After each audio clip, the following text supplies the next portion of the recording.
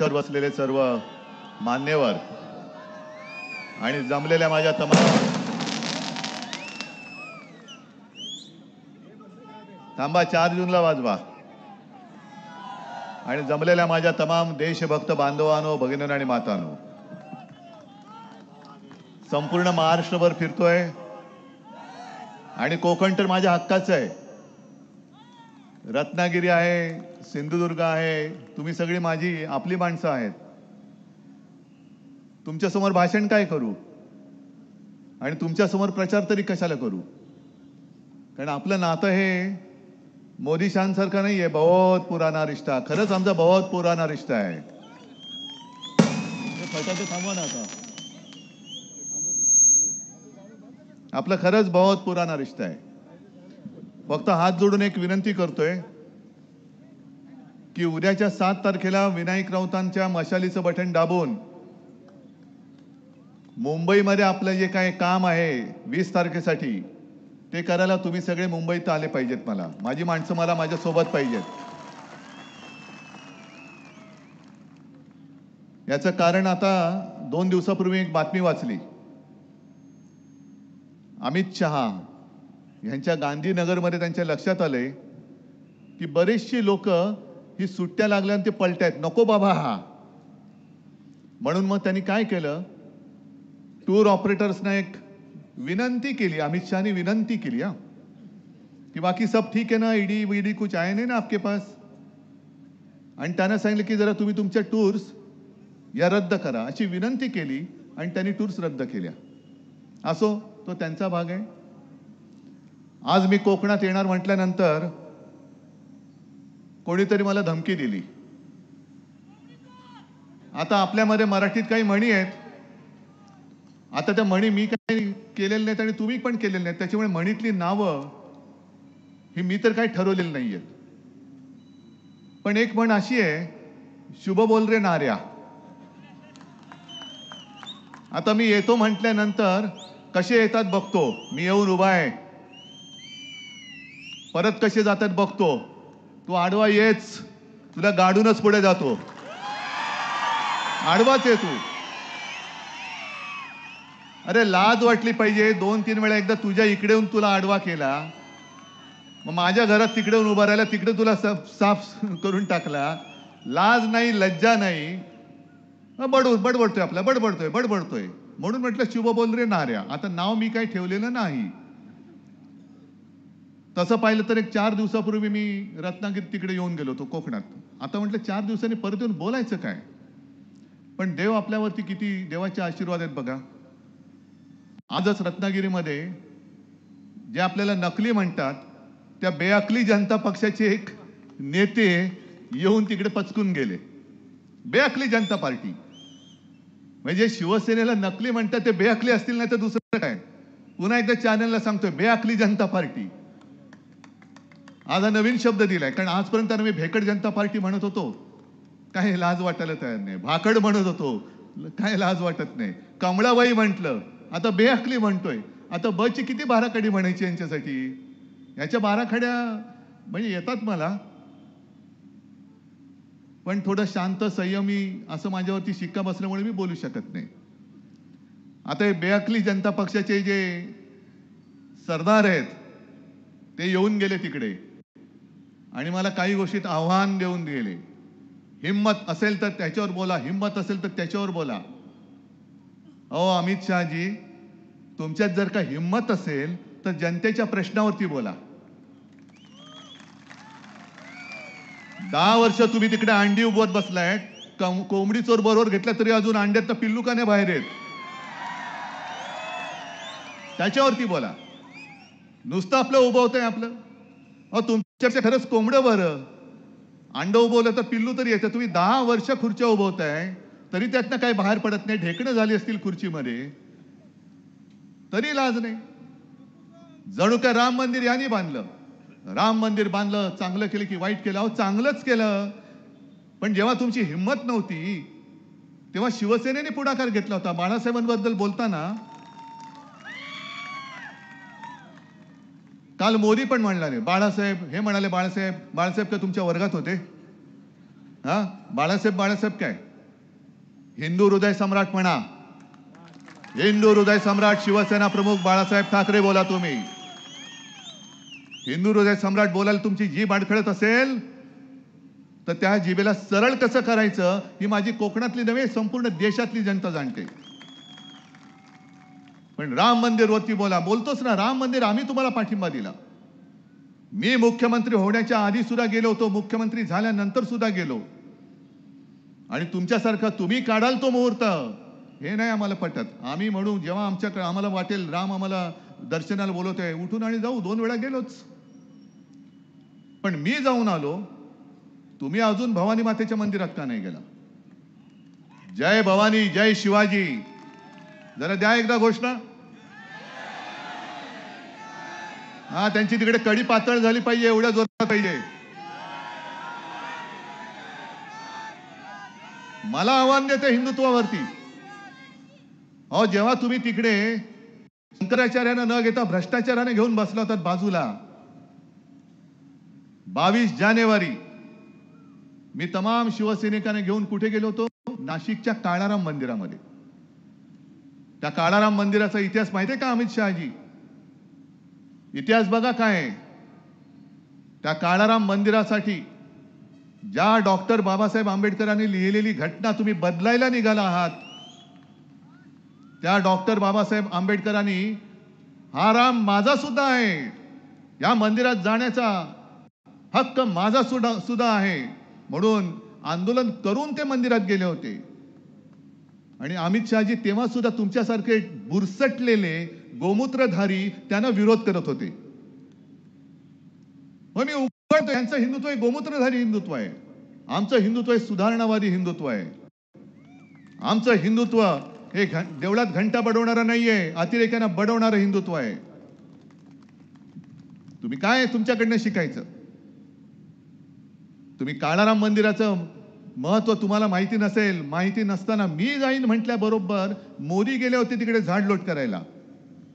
नाही, फोटो आले होते की नाही तुम्ही सांगा. आणि आज तुम्ही आमच्यावरती म्हणजे काय सगळं व्यवस्थित चाललंय तर फक्त काड्या घालायच्या. सभेत बोललोय मुख्यमंत्री असताना, तुम्ही काढा पुरावा आणि ऐका. पण सावरकरांवरती मला बोलायला सांगताय, मग अमित शहाजी तुम्ही श्यामाप्रसाद मुखर्जींवरती बोला. कारण कोणालाच माहिती नाहीये, श्यामाप्रसाद मुखर्जी म्हणजे ज्यांनी जनसंघ स्थापन केला, म्हणजे राजकारणातले बाप यांचे.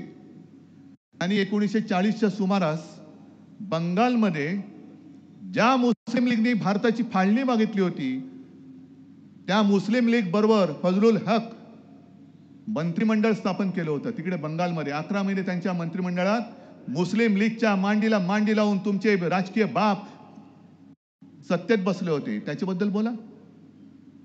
काँग्रेस जेव्हा लढत होती, चले जाओचा नारा दिला 42 साली गांधीजींनी, तेव्हा तुमचेच श्यामाप्रसाद मुखर्जी यांनी तिथल्या गव्हर्नरला पत्र लिहिलं होतं की आम्ही इंग्रजांना पाठिंबा देतो का, त्यांच्यासाठी नाही, पण इकडे चांगली कायदा सुव्यवस्था आणण्यासाठी इंग्रजांना पाठिंबा देतो. म्हणून चले जाओ चळवळ कशी वाईट आहे, तिला कसं ठेचलं पाहिजे हे तुमच्या श्यामाप्रसाद मुखर्जींनी लिहिलं होतं. ते का नाही बोलत? पण एवढं सगळं खोलात जाऊन बोलण्यापेक्षा तुम्ही 10 वर्ष काय केलं तेवढं फक्त बोला. आज दुर्दैव असं की इकडे सुद्धा काही आले असतील. मी भारतीय जनता पक्षाच्या त्या पिढीच्या विरोधात नाहीये जे खरोखर निष्ठावान काहीतरी नीतिमत्ता विचारसरणी त्यांच्याकडे आहे. त्या भारतीय जनता पक्षांच्या कार्यकर्त्यांबद्दल आणि त्या कुटुंबियांबद्दल आज सुद्धा माझ्या मनामध्ये आस्था आहे. त्या संघाच्या कार्यकर्त्यांबद्दल आज सुद्धा माझ्या मनात आस्था आहे. पण त्यांच्या मनात जो प्रश्न आहे की अरे काय वेळ आली, कमळाला मळाचा प्रचार करायला लागतोय. हातात कमळ आणि कोणाच्या मळ शी. मग एका बाजूला विनायक, दुसऱ्या बाजूला खलनायक. बरं, खलनायक कमी पडत असेल तर चिखलनायक.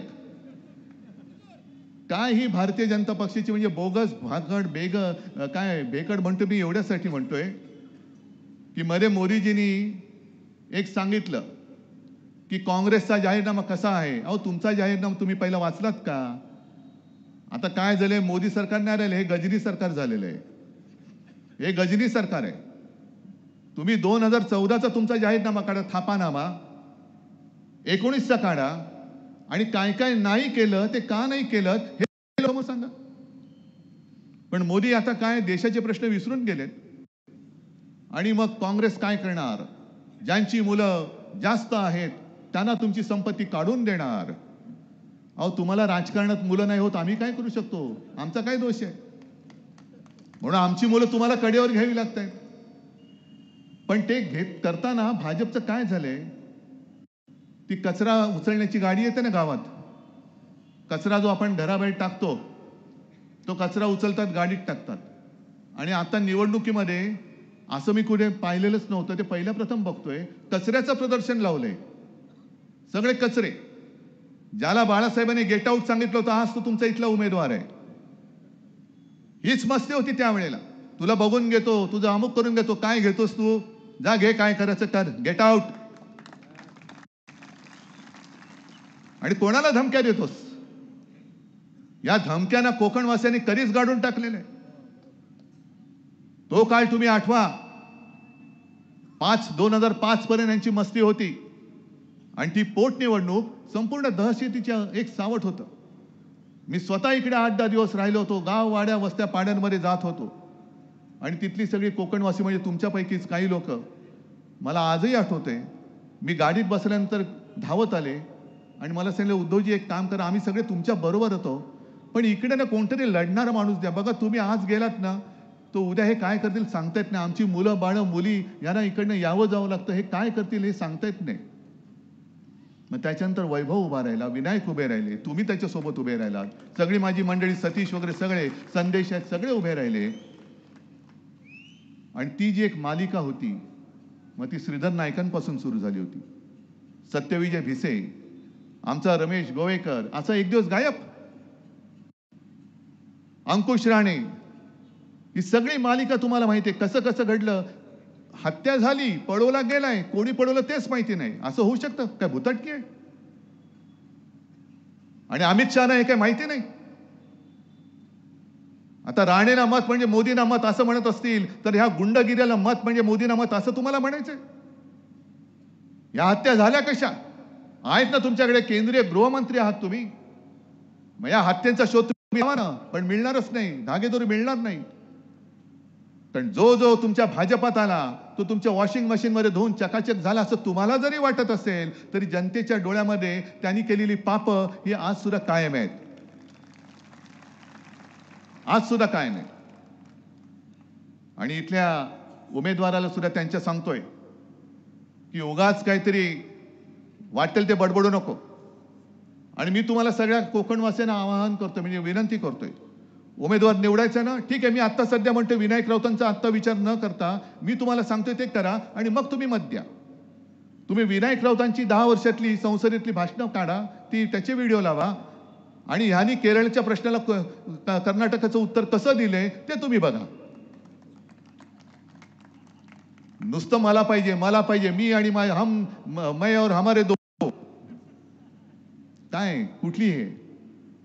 बरे, ज्या घराणेशाहीच्या विरुद्ध मोदी बोलतायत त्यांना शिवसेना प्रमुखांची घराणेशाही नकोय. मी तर म्हणतो मी आहेच, मी घराण्याचा वारसच आहे, अभिमानाने सांगतो मी. आणि अमित शहा आज बोललेत, अहो तुमच्या सर्टिफिकेटची गरज नाहीये, फालतू नकली सर्टिफिकेट मला नकोय, गरज नाही, फेकून देतो मी गटारात ते. की उद्धव ठाकरे हा बाळासाहेबांचा मुलगा आहे, हे का तुमच्या वडिलांकडनं मी विचारून घेऊ?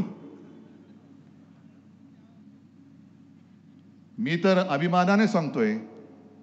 पण अमितजी, मी माझ्या वडिलांचं नाव लावतो ना, तसं तुम्ही लावा. माझ्या वडिलांचं नाव लावून मतं नका मागू. तुम्हाला माझी माणसं चोरावी लागतायत, तुम्हाला माझे वडील चोरावे लागतायत. काय हो, तुम्हाला तुमच्या वडिलांचं नाव नाही, तुमच्या वडिलांचं कर्तृत्व नाही? मग लावा ना, तुमचं पूर्ण नाव लावा आणि या लोकांसमोर मी माझं पूर्ण नाव शिवसेना उद्धव बाळासाहेब ठाकरे लावून पुढे आलेलो आहे. तसं तुम्ही अमित शहा, नरेंद्र मोदीजी, तुम्ही नाव लाया आणि या.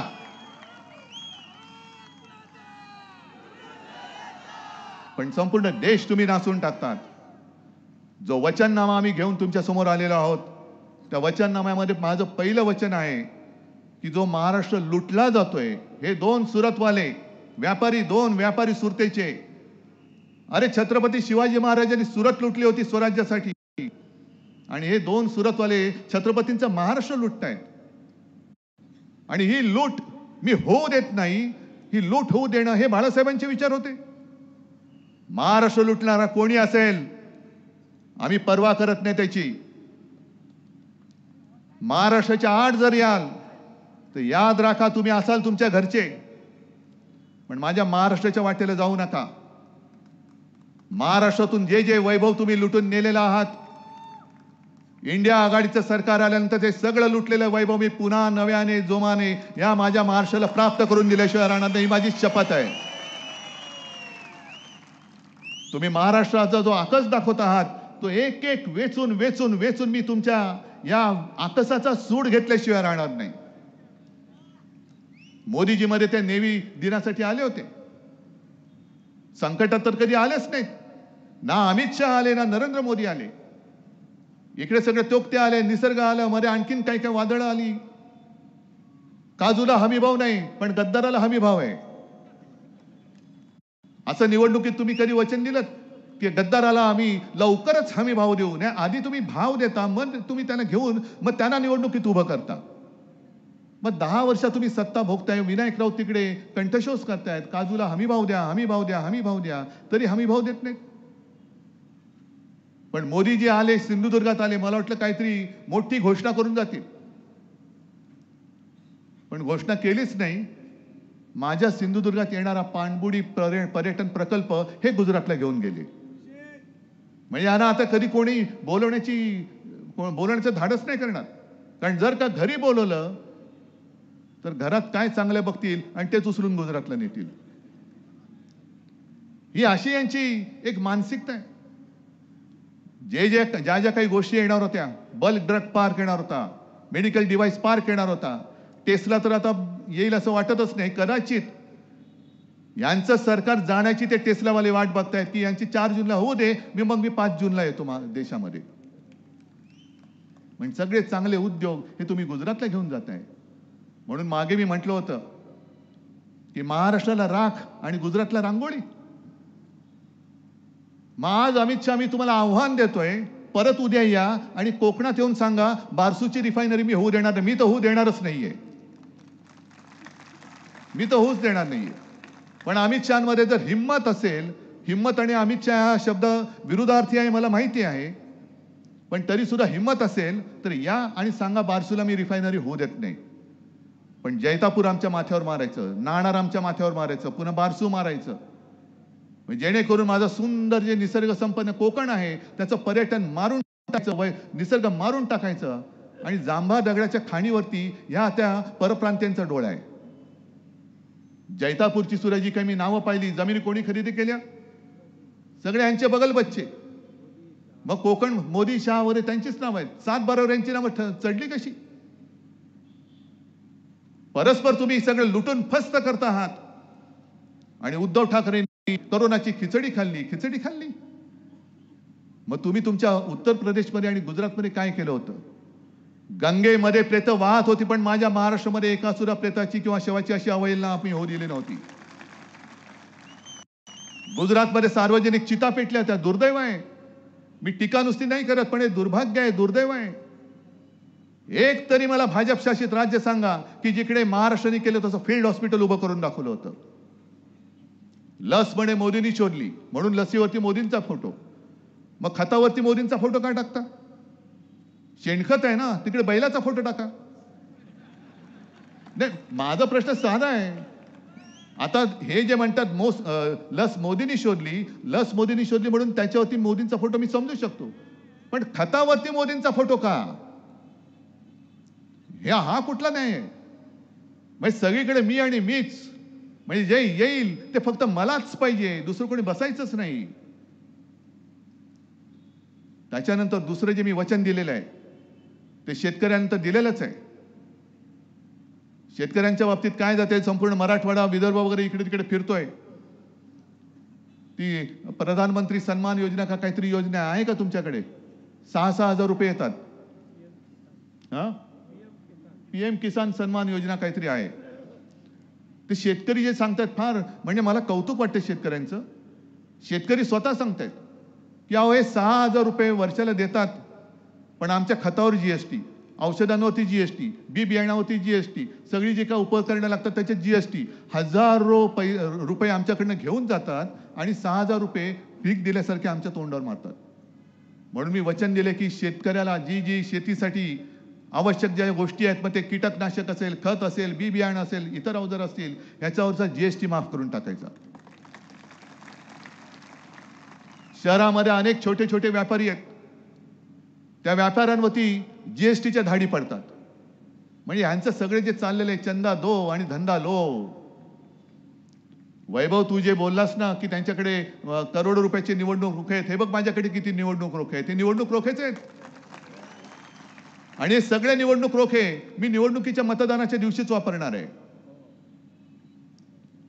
पण तुम्ही जीएसटीच्या माध्यमातून जे व्यापाऱ्यांना त्रास देतात, त्या जीएसटीच्या कर प्रणालीमध्ये आम्ही बदल करणार आहोत. व्यापारी असेल गुजराती असेल, मी गुजरातला काही देऊ नये या मताचं नाहीये. गुजरातच्या हाचं असेल ते आम्ही सुद्धा देऊ, पण गुजरातला देण्यासाठी तुम्ही माझ्या महाराष्ट्राच्या तोंडात घास काढून देणार असाल तर तो हात आम्ही तोडल्याशिवाय राहणार नाही, हे मी महाराष्ट्रामध्ये सांगतोय. मी मुख्यमंत्री असताना इथल्या विमानतळाच्या उद्घाटनाला आलो होतो, चिपी, आणि बसले होते सूक्ष्म आणि लघु. खरं म्हणजे आनंदाचा दिवस. जे मी बोललो ना, शुभ बोल रे नार्या, अरे कोकणासाठी, जगासाठी कोकणाचे दरवाजे उघडतायत. तो विमानतळ आजपर्यंत नुसता होणार होणार होणार, आपण तिकडे रेटा लावला आणि तो विमानतळ करून घेतला, पण तिकडे सुद्धा असंच काहीतरी वेडवागडं बोलून घेते, मग काढली होती थोडीशी तिकडे. पण तो विमानतळ आज चालू आहे का बंद आहे? बाजूला काल मी त्या गोव्याच्या मोपा विमानतळावरती उतरलो, केवढं भव्य दिव्य विमानतळ केलेलं आहे. का हे सगळं वैभव तुम्ही आमच्या कोकणात का नाही आणत? कोकणामध्ये सुद्धा ते संपूर्ण हा किनारपट्टा आहे, गोव्यापासून हा संपूर्ण किनारपट्टा एवढा सुंदर आहे. इकडे तर आपले ऐतिहासिक किल्ले आहेत, महाराजांनी बांधलेलं सिंधुदुर्ग आहे. ज्या सिंधुदुर्गामध्ये गेल्या वेळेला आलो होतो, वैभवनी खरंच चांगलं केलं. एकमेव जे आपल्या छत्रपतींचं मंदिर आहे, त्याच्यात शिवछत्रपतींना त्यांनी दगडी सिंहासन करून घेतलं. केवढं मोठं काम केलं त्यांनी, केवढं मोठं काम केलं. अहो मोदीजी, शहाजी, हे ह्याला कामं म्हणतात. नुसतं तुम्ही आलात आणि पर्यटन प्रकल्प घेऊन गेलात, येऊन नुसतं काहीतरी कोपरा लावून जाता. या गोष्टी मतदारांना तुम्ही जास्त काळ फसवू शकत नाही. आम्ही आणखीन जे वचन दिलंय, जे 95 साली आपले युती सरकार आल्यानंतर महाराष्ट्रामध्ये आपण 5 जीवनावश्यक वस्तूंचे भाव 5 वर्ष स्थिर ठेवले होते. आता मी स्वतः प्रयत्न करणार आहे, देशात इंडिया आघाडीचं सरकार आल्यानंतर संपूर्ण देशात 5 जीवनावश्यक वस्तूंचे भाव हे स्थिर ठेवण्याचा मी प्रयत्न करणार आहे. सांगा ना, असं काहीतरी सांगा. जो रोजगार इकडनं पळून नेलेला आहे, तो रोजगार पुन्हा मी इकडे उपलब्ध करणार आहे. नुसता शहरात तर नाहीच, मुंबईचं जे आर्थिक केंद्र, वित्तीय केंद्र, हे सुद्धा तुम्ही गुजरातला घेऊन गेलात. डायमंड बाजार तो गुजरातला घेऊन गेलात. ते वित्तीय केंद्र जिथे होणार होतं तिकडे बुलेट ट्रेन कोणासाठी? अहमदाबाद मुंबई कशाला? गद्दारांना पळवाय की बसला इकडे का उतरला तिकडे? त्या बुलेट ट्रेनच्या जागी होणारं वित्तीय केंद्र सुद्धा इंडिया आघाडीचं सरकार आणल्यानंतर मी माझ्या महाराष्ट्रामध्ये, मुंबईत आणि मुंबईच्या आजूबाजूच्या परिसरात आणेन, पण मी महाराष्ट्रात परत आणेन. ग्रामीण भागामध्ये सुद्धा जे लोक, ते मुलं मुली शिकतायत, त्यांना त्यांच्या गावागावात, जिल्ह्यात, अगदी गावागावात, खेड्यापाड्यात नसलं तरी किमान जिल्ह्यात रोजगाराची संधी उपलब्ध करून द्यायचा माझा विचार आहे. आणि मला तोही दिवस आठवतोय जेव्हा वैभव, तू सिंहासारखा यांच्या अंगावरती चालून गेला होता, भेकडाने तुझ्यावरती हल्ला केला होता, त्याच्यात एक शिवसैनिक जखमी झाला होता. मी आलो होतो दुसऱ्या दिवशी. रुपेश. आणि मग इकडे आल्यावरती विचारलं कुठे येतो? तो गोव्याला. अरे गोव्याला कसा? नाही, इकडे उपचाराची सोय नाही. म्हणजे तुम्ही इकडे फक्त मारामारी करायच्या, लोकांची डोकी फोडायची आणि उपचार करायला सुद्धा जागा नाही. स्वतःची मेडिकल कॉलेज बरोबर चालतात, त्याला सुद्धा परवानगी मी दिली होती.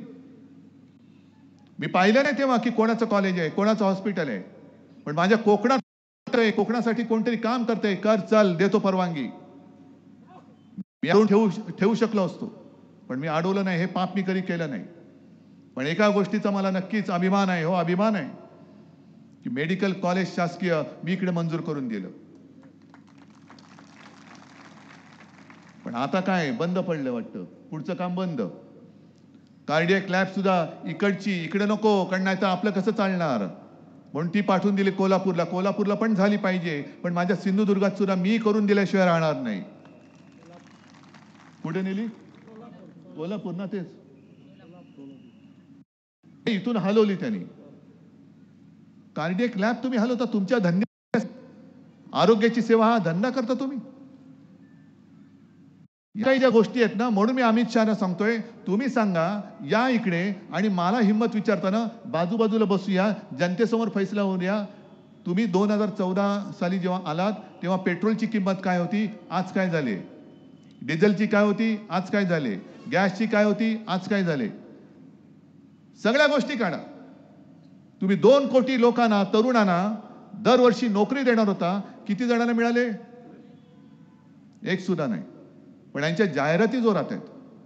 म्हणजे 8,000 कोटी 10,000 कोटी हे निवडणूक रोख्यांच्या माध्यमातून यांनी जमवलेच.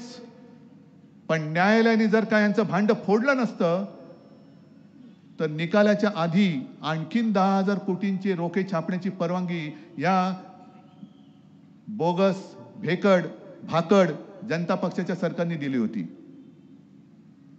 हे सगळं काय आम्हाला कळत नाही? आज संपूर्ण महाराष्ट्र नाही, संपूर्ण देश तुमच्या गॅरंटीच्या जाहिरातीने बरबटून तुम्ही टाकलेला आहात. कसली गॅरंटी? कुठून आणली ती कुठून आणला था पैसा? सगळीकडे मोदी गॅरंटी, मोदी गॅरंटी. कसली गॅरंटी? की वाटेल तेवढा पैसा खा आणि भाजपात या, काही होणार नाही, मोदी गॅरंटी है. अरे बेटा आ जाओ, कितना खाया तूने? 50 करोड़. अच्छा चलो इसको नगर सेवक बनाओ. कितना खाया? 500 करोड़. हाँ इसको जरा मंत्री बनाओ. कितना खाया? 70,000. अरे अरे इसको तो साला उपमुख्यमंत्री बनाओ. म्हणजे खरंच लाज वाटते हो मला, खरंच लाज वाटते. म्हणजे जी आपल्या महाराष्ट्राची परंपरा आहे ती काय? शुरामी वंदिले. आणि भाजपची परंपरा आता झाली चोरामी वंदिले. चोर जेवढा मोठा तेवढं यांचं लोटांगण मोठं, घालील लोटांगण चोराच्या समोर. प्रश्न आम्हाला नाहीये, प्रश्न तुम्हाला आहे. तुम्हाला म्हणजे तुम्हाला नाही, मोदी शहा आणि भाकड जनता पक्षाला आहे. मी भाकड भेकड का म्हणतोय? भाकड एवढ्यासाठी म्हणतोय कारण यांनी त्यांच्या पक्षाचं नेतृत्वच उभं करू शकले नाहीत. यांना सगळी बाहेरची माणसं घ्यावी लागतात, म्हणून त्यांना मी भाकड म्हणतोय. भेकड का म्हणतोय? कारण स्वतःच्या हिमतीवरती यांच्याकडे कार्यकर्ते नाहीत. मैदानात लढाईला या म्हटलं तर यांचे घरगडी जे आहेत, ईडी, इन्कम टॅक्स, सीबीआय, त्यांना पुढे पाठवून त्यांच्या आवडीने दमदाटी करतात, म्हणून हे भेकड आहेत, म्हणून हे भेकड आहेत. नाही तर तुम्हाला वाटेल मी उगाच काहीतरी त्राग्याने काहीतरी बोलतोय. त्राग्याने नाही मी कधी बोलत. मी बोलतो ते नेहमी सत्याच्या आधारावरती बोलतो. आता त्यांच्या समोर असाच आहे की 4 जून जेव्हा उजाडेल आणि इंडिया आघाडीचं सरकार 300 पेक्षा जास्त जागा मिळून तिकडे दिल्लीत विराजमान होईल. लिहून ठेवा तुम्ही. तुम्हालाच खोटं वाटते की काय? तुम्ही तेही दिवस आठवा की ज्या काळात संपूर्ण देशात भारतीय जनता पक्षाचे फक्त 2 खासदार होते, 2. आणि तेव्हा त्यांना जवळ करायला कोणीही तयार नव्हतं. कोणी नव्हतं, कारण गोमूत्राचा एवढा वास यायचा, कोणी नको शे.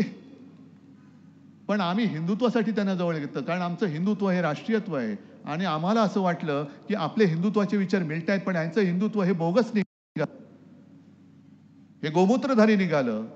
आणि आमचं आपलं हिंदुत्व हे राष्ट्रीयत्व आहे. तेव्हा 2 खासदार होते, पण आम्ही लढत राहिलो. आपण सगळे लढत राहिलो.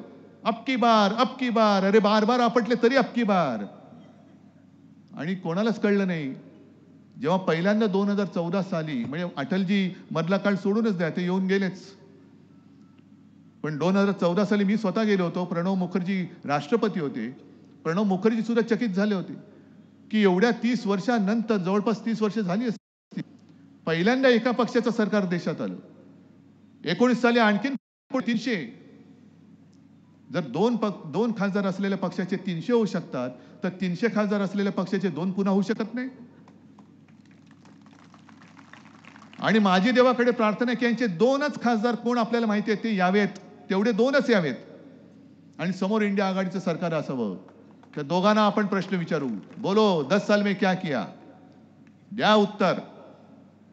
जसं तुम्ही चाय पे चर्चा केली होती, अहो एवढी बोगस सगळी बोगसगिरी केली यांनी की विदर्भात मी जेव्हा गेलो होतो यवतमाळमध्ये, ते दाभडी म्हणून एक गाव आहे, 14 साली मोदीजी गेले होते आणि चाय पे चर्चा. मग ते चाय पे चर्चा म्हणजे चहामध्ये साखर किती टाकायची, दूध कसं टाकायचं सगळं झाल्यानंतर मग मोदींनी त्यांना सांगितलं की इथे काय जास्त पीक कोणतं आहे. सगळ्यांनी सांगितलं कापूस. मग त्यांना सांगितलं मी तुम्हाला इथे कापसासाठी बाजारपेठ उपलब्ध करून देईन, निर्माण करून देईन. दिले सगळ्यांनी, पटापटा मतं दिली. मत दिल्यानंतर जेव्हा शेतकऱ्यांनी पत्र पाठवायला सुरुवात केली प्रधानमंत्री कार्यालयात, काय होऊ नाही चू नाही. मग तिथले शेतकरी उठले आणि प्रधानमंत्र्यांना भेटायला दिल्लीत गेले. भेटायला कसले देतात, लांबच्या लांब अडवले आणि परत पाठवून दिले.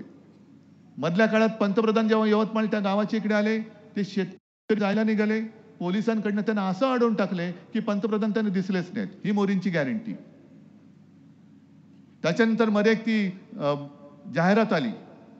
ती जाहिरात आल्यानंतर या चॅनलवाल्यांनी ती कोण महिला आहे त्या महिलेचा शोध घेतला आणि शोध घेतल्यानंतर त्या महिलेच्या घरी गेले तर सारी 8x8 10x10 ची खोली. त्या महिलेला मोठा फोटो दाखवला पेपरमध्ये पहिल्या पानावर आलेला. काय तिचं नाव लक्ष्मीबाई वगैरे असेल, कलावती नाही, लक्ष्मीबाई असेल. आणि तिला सांगितलं आपका फोटो आया है. बोले हाँ फोटो आया है, कुछ लोगों ने मुझे कहा कि आपकी तस्वीर आई है. तो अच्छा कब मैंने मालूम कब लिया फोटो, हम गांव काम के लिए गए थे, शायद वहां से आते आते लिया होगा. बोला अच्छा ये घर आपका है. हाँ मेरा घर है. तो ले आपको ये प्रधानमंत्री आवास योजनेत मिळाले. तो ले नाही हे माझं भाड्याचं घर आहे, 500 रुपये मी भाडं देते.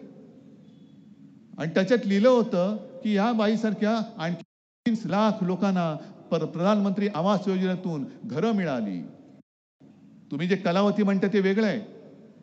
कलावती ते अमित शाह लोकसभेत बोलले होते, कलावतीला घर मोदींनी दिलं, पाणी मोदींनी दिलं, वीज मोदींनी दिली. आणि कलावतीचा इंटरव्ह्यू घेतला तो ह्यांनी काही दिलं नाही, मला दिलं ते सगळं राहुल गांधींनी दिलं. पण आपण फसतो. जसं त्या पातंजलीच्या जाहिरातीनं फसलो, त्यांना सुप्रीम कोर्टाने सांगितलं की आता तुम्ही छापा, माफीनामा छापा. तसं उद्या आपलं सरकार आल्यानंतर यांना सांगावं लागेल की तुम्ही जेवढ्या मोठ्या जाहिराती केल्या सगळ्याचा माफीनामा तुम्ही छापा. आता मोदी गॅरंटी 10 वर्षात काही केलं नाही, हीच आमची गॅरंटी, पुढच्या 10 वर्षात काहीच करणार नाही, दुसरी गॅरंटी. पण काय बोलतायत, किती बोलतायत. हे जे काही झालं आतापर्यंत तो म्हणे ट्रेलर होता, ट्रेलर. म्हणजे पिक्चर किती भयानक असेल, पिक्चर किती भयानक असेल. गॅसच्या किमती आजपर्यंत एवढा वाढला, ट्रेलर होता. पिक्चर मध्ये तो आणखीन 5,000च्या वरती जाईल. डाळी कडाडल्या आहेत, सगळंच कडाडलेलं आहे. आणि हा नुसता ट्रेलर असेल तर पिक्चर किती भयानक असेल. आणि असा पिक्चर तुम्हाला बघण्याची इच्छा आहे. गेल्या वेळेला माझी चूक झाली, खरंच चूक झाली. मी संपूर्ण महाराष्ट्राची माफी मागतो. मला असं वाटलं होतं की आज नाही तर उद्या हे सुधारतील, पण सुधारायचं नाव नाही घेत. उलटा आता घरात घुसून घर फोडायला लागलेले आहेत. घर फोडतायत, कुटुंब फोडतायत, कुटुंबाच्या कुटुंब बदनाम करून टाकतायत. आणि सगळे महाराष्ट्राच्या बाहेरून आलेल्यांचे चेले चपाटे.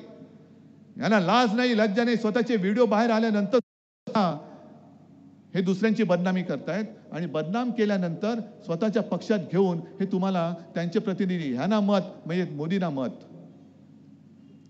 किती वाईट प्रकाराने सगळं चाललेलं आहे. त्या सुधीर मुनगंटीवारांचं एक ते भाष्य, त्यांनी त्यांच्या प्रचाराच्या सभेत मोदींच्या व्यासपीठावर, मोदी असतील नसतील मी बघितलं नाही, पण आपण रक्षाबंधन, भाऊबीज, बहीण भावाचं नातं किती पवित्र मानतो. मोदीने आमच्या गद्दार त्या ताईकडनं राखी बांधून घेतली होती. नंतर त्या राखीचं काय झालं माहित नाही, कारण तिकीटच कट केलं. ते नागेश, तो आपल्या तुमच्या बाजूच्या वॉर्डातल्या संजय देशमुखच्या इथल्या. पण त्या मुनगंटीवाराने, तुम्ही व्हिडिओ तर जरूर बघा, बहीण भावाच्या नात्यावरती एवढं विकृत, बिभत्स जी या भाकड बेअक्कली जनता पक्षाची मानसिकता आहे ती त्या सुधीर मुनगंटीवारांच्या तोंडातून बाहेर पडले. मुद्दामून बघा. आणि अशी मानसिकता असलेली माणसं ही आपल्या देशाची राज्य करते. हे देशाला नव्हे जगाला आपल्याला नाव सांगायला लाज वाटायला पाहिजे. आपण ही अशी सगळी मानसिकतेची माणसं, सडलेली, कुजलेली. म्हणून मी इथल्या भाजपच्या त्या लोकांना सांगतोय, संघाच्या त्या लोकांना सांगतोय, अजूनही आपण ज्या हिंदुत्वासाठी एकत्र आलेलो आहोत ते हिंदुत्व मी सोडलेलं नाही. माझ्यावरती झालेले ते जे काही संस्कार आहेत ते मी सोडलेले नाहीत. आणि मला असं वाटतं आपण आलो होतो तर त्या हिंदुत्वासाठी एकत्र आलो होतो, यांच्या या हिंदुत्वासाठी नाही. हे सगळं हडप हडप हडप मी आणि मीच, म्हणजे मी 14 साली पंतप्रधान झालो, 19ला पण होणार, 24ला होणार, 47ला होणार. अरे बाबा थांब, कुठेतरी ब्रेक मार, आपटशील कुठेतरी. तर त्यांना सुद्धा सांगतोय की हे जे काही संकट आहे, हुकुमशाहीचं जे संकट आहे, हे संकट केवळ आमच्यावरती नाही, तुमच्यावरती सुद्धा आहे. आणि यांना जी घटना बदलायची आहे, डॉक्टर बाबासाहेब आंबेडकरांनी लिहिलेली घटना, ती एवढ्यासाठी बदलायची आहे की एक साधा माणूस दलित कुटुंबात जन्मलेला, तो एवढा बुद्धिमान, आणि त्यांनी लिहिलेली घटना आम्ही मानायची. हेच ते मी बुरसटलेलं गोमूत्रधारी हिंदुत्व म्हणतो ते हे. एका दलित कुटुंबात जन्मलेल्या साध्या माणसाने पण बुद्धिमत्तेने अफाट असणाऱ्या त्या महामानवाने लिहिलेली घटना यांना बदलून टाकायचंय, म्हणून यांना 400 पार पाहिजे. तर एक बरं आहे की हे जेव्हा 400 पार म्हणतात तेव्हा लोक काय म्हणतात? अरे मोठ्याने बोला ना, तडीपार. आणि त्यांना आता तडीपार केल्याशिवाय आता शांत बसायचं नाही. म्हणून मी तुम्हाला हात जोडून विनंती करतोय, गेल्या वेळेला माझी चूक झाली, खरं झाली, पण या वेळेला ती चूक होणार नाही. विनायक राऊत तेच आहेत. चिन्ह त्यांनी चोरलं असलं तरी आता ही मशाल भडकलेली आहे, मशाल भडकलेली आहे. धनुष्यबाण तुम्ही चोरला असाल, पण त्यांनी दुसरा जो एक कट केला की शिवसेना आणि कोकण, शिवसेना आणि सिंधुदुर्ग हे घट्ट असलेलं नातं त्यांनी इथून धनुष्यबाणच गायब करून शिवसेना तुमच्या मनातनं, हृदयातनं काढण्याचा प्रयत्न करतात. मान्य आहे तुम्हाला? आजपर्यंत आम्ही तुम्हाला साथ दिली, आजपर्यंत आम्ही तुमचं कमळ हातात धरलं होतं, तेव्हा सुखावलात. मशालीची धग काय असते ते बघा. आणि ती मशालीची धग जरा मला इथे सुद्धा बघायची. तुमच्या मनात जर मशाली पेटलेल्या असतील तर काल मी कोल्हापूरमध्ये सांगितलं तेच करतो. मोबाईलचे टॉर्च जरा ऑन करून दाखवा, मशाली दाखवा, आणि ते गाणं लाव, मुद्दाम लाव, जय भवानी जय शिवाजी आम्ही बोलणार. बघा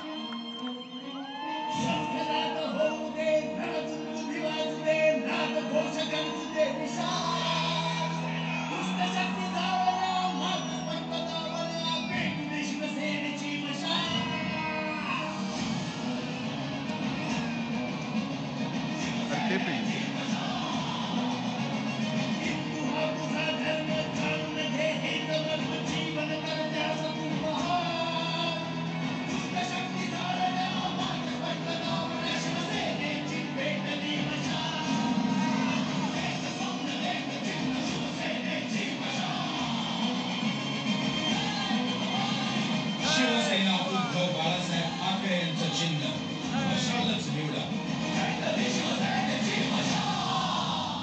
चला, दुष्ट शक्ती जाळण्या, मार्ग स्पष्ट धावण्या, दुष्ट शक्ती मार्ग स्पष्ट धावण्या.